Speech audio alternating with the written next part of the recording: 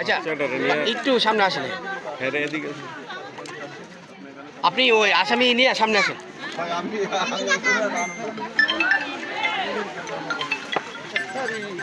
আস্তে আস্তে আস্তে ভাই দাঁড়ান দাঁড়ান দাঁড়ান ভাই দাঁড়ান একটু দাঁড়ান দাঁড়ান ভাই একটু দাঁড়ান, মানে মানুষের যন্ত্রণা আমি অতিষ্ঠ।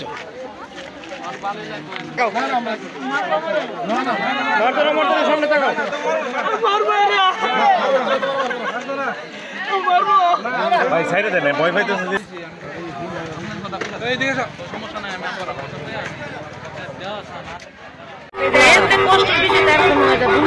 মাথা ভালো না, একটা সন্তান পালতে গিয়ে মাথা সোজা হয়।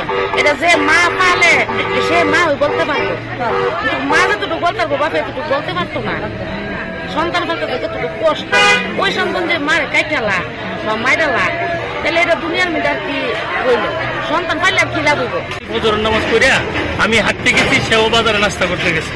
তো পরবর্তীতে আমি আর আজাদ চেকপোস্টে যাওয়ার পরে রতন কাকার ছেলে রানা আমারে ফোন দিয়ে বলতেছে যে ভাই আপনার বাতিজি নাসিমারে তো কুবাইয়া ঘরের ভিতরে মেরে দিয়ে গেছে।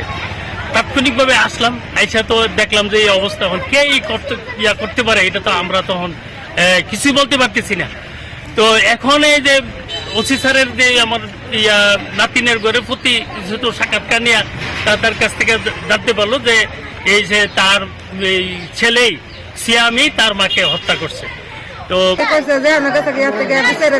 আনছে তো কইতাছে ঘুরি ঘুরি নিচে বাড়ি দিছে, হ্যাঁ ইয়া করছে। তাহলে এই কথাটা আর অন্য করে লাগবো।